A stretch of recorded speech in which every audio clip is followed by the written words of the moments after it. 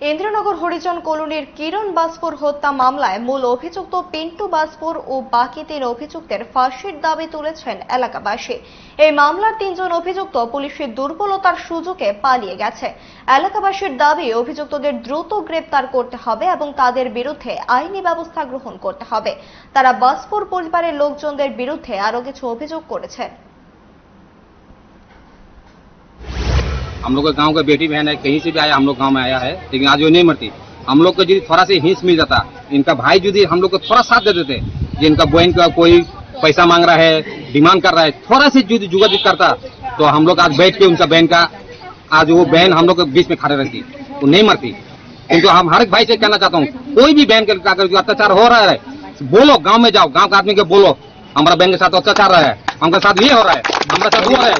किसी का बहन नहीं मरेगा भाई, किसी का बहन नहीं मरेगा।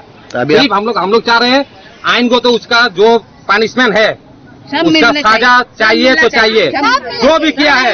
हमारा बात है, मैं भी करूंगा, हमको भी दोषी है तो हमको भी सजा दो, लेकिन उनको सजा चाहिए। आइन को तो जो भी सजा होगा हम लोग गाँव की तरफ से हम लोग पैसा करेंगे। दाबी चाहिए बॉर्डर न्याय বিচার হোক, বাস এতটুকুই চাই আমরা।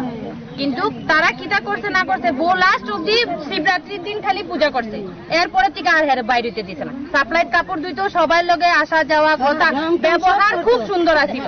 আমরা তো কথা কইছি বহুত আগে আগে একটা মন্দিরে যাইতাম, পূজা করতো, এখানে যাইতাম, তখন দেখা হইতো, কথা হইতো। কিন্তু বর্ডারে এরকম করছে, এটা আমরা করতে পারতাম। বিচার আমরা শক্ত বিচার চাই।